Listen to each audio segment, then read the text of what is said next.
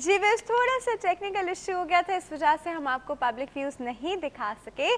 पोल का सवाल मैं यहाँ रिपीट कर दूँ। हमारे पोल का सवाल था, बच्चों से वक्ती तौर पे झूठा वादा करना सही या गलत। और अब हम चल के देखते हैं कुछ लोगों के व्यूज़।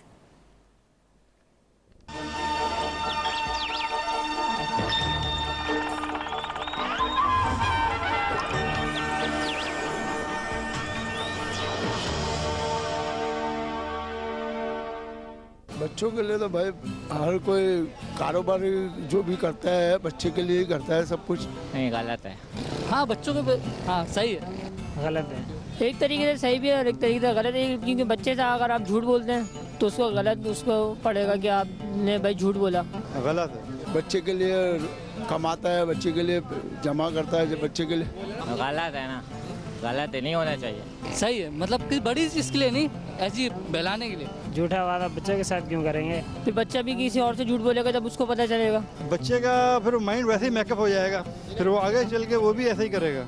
आजकल के बच्चे तो अल्लाह माफ़ करे, वो किसी बड़ों का तो कहना मानते ही नहीं। लालच दे के काम करना गलत है। सही बात है ना, अगर आप उससे डायरेक्ट सही बोलोगे कि भाई बेटा ऐसा नहीं करना ऐसा करना है, तो फिर वही काम करेगा जो आप उसको समझाओगे। तो फिर आपको टॉफ़ी दे देनी चाहिए, वादा ऐसा करें जो पूरा कर सकें। बच्चे किसी का भी कहना नहीं मानते, चाहे लालच दो चाहे कुछ भी दो, वो अपनी लालच के लिए वो फ़ौरन आ तो जाएगा, पर वो बोलेगा नहीं मैं नहीं जा रहा, मेरा अब्बू मना कर रहे हैं या मेरे वालदा मना कर रही है। जैसे जिससे कोई नुकसान हो बच्चों को, उसके लिए झूठा बात की जाए तो सही है। नहीं समझ जाते हैं, कोई नहीं समझते, बहुत से बच्चे नहीं समझते, लेकिन उन्हें टॉफ़ी दे के भी बंदा चुप करा सकता है। टॉफ़ी वॉफ़ी दे देते हैं लड़के वगैरह, बच्चे वगैरह भी टॉफ़ी दे दें कि भाई बच्चा खामोश हो जाएगा।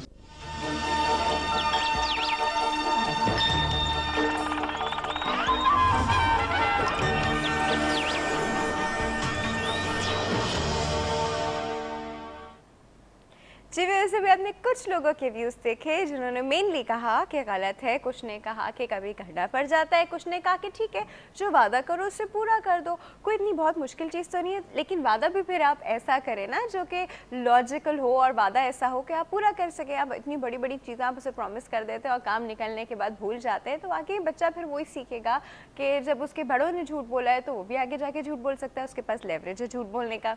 अच्छा जी, आप लोग अपने व्यूज़ हमें कैसे देंगे? आप लोग अपने व्यूज़ हमें देंगे ईमेल करके healthymorning@health-tv.tv और फेसबुक पे दे सकते हैं, हमारे हेल्दी मॉर्निंग भी डॉक्टर आफिया के पेज पे दे सकते हैं और फ़ोन करके दे सकते हैं, क्योंकि हमारे फ़ोन लाइन्स अभी थोड़ी देर में ओपन हो जाएंगे।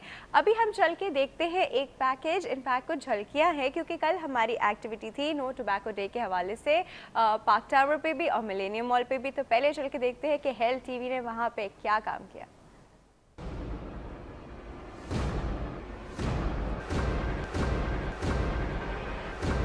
क्या नाम है आपका?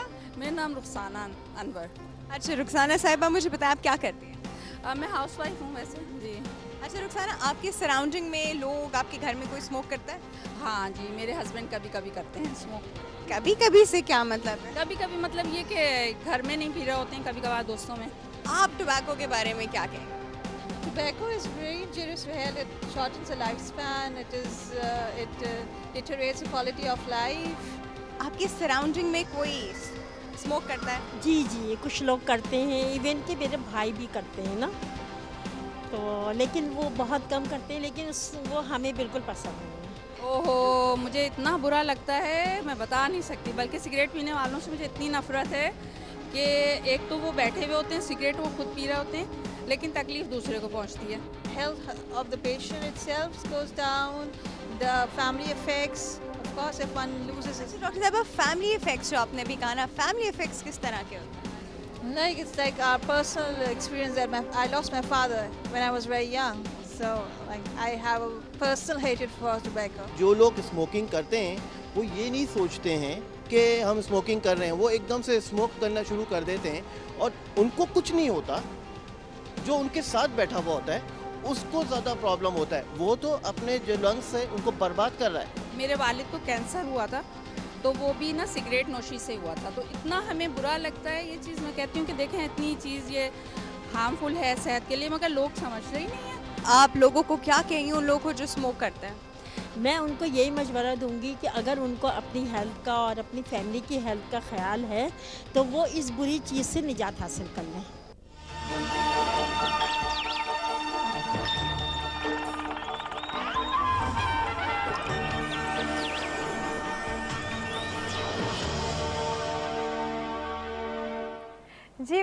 आपने हमारी एक्टिविटी की थोड़ी सी झलकियाँ देखी, हमने लोगों के व्यूज़ लिए कि लोग खुद क्या सोचते हैं टोबैको के बारे में और उनके सराउंडिंग में जब कोई कर रहा होता है या वो खुद भी कर रहे होते हैं। अब जो स्मोकर्स थे डेफिनेटली वो वहाँ पे नहीं आए, इनको हमने बुलाया भी तो उन्होंने कहा कि no we can't come because हम लोग झूठ नहीं बोल सकते वहाँ पे because we smoke but we are trying to quit and that's the best part के आप सबसे पहले इस स्टेज पे आए जहाँ पे यू रियलाइज़ कि ये बहुत बुरी चीज़ है और आपको ये क्विट करनी है।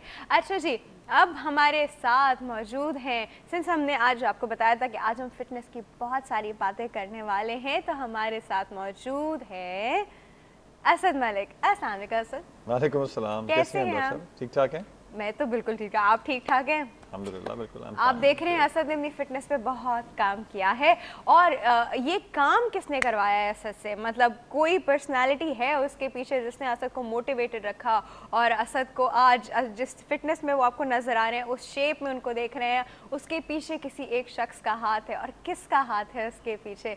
मैं बताऊँगी, आप खुद ही बताएंगे? आप बता दो। उसके पीछे हाथ है, आप उनसे पहले भी मिल चुके हैं जी हमारे शो में, फजल साहब का। अस्सलाम वालेकुम फजल। वालेकुम सलाम। कैसे हैं आप? ठीक ठाक हूँ भाई, बहुत मेहनत की है आपने यहाँ पर। अच्छा, सिंस अब तो माशाल्लाह you guys are at this stage, मतलब आप you are at this stage के इनिशियल स्टेज तो बिल्कुल चली गई।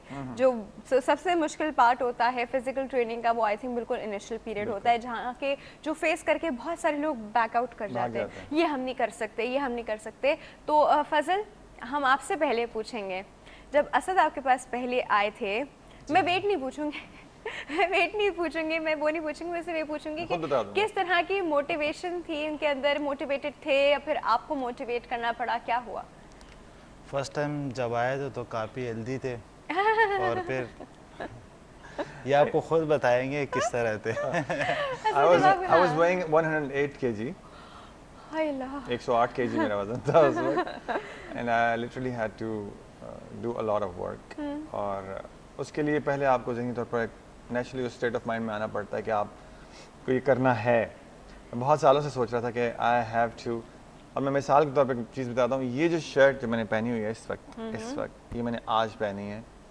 अब मैं पहन लेता हूँ इस तरह की शर्ट्स, अब मैं डेयर कर लेता हूँ ये पहनना। ये 4 साल पहले मैंने ख़रीदी थी। ओह अच्छा।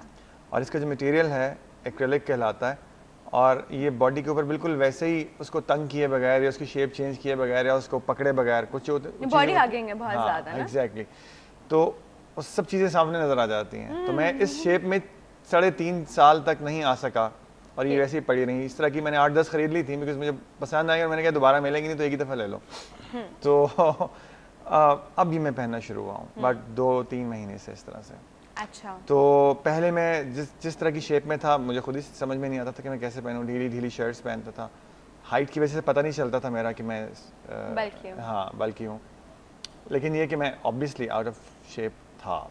सो फिर मोटिवेशन क्या थी? वो why did you start it? मतलब ठीक है बहुत सारे लोग आउट ऑफ शेप होते हैं, बिग डील, उनका काम सब चल रहा होता है, इन्हें कोई फिक्र नहीं होती, और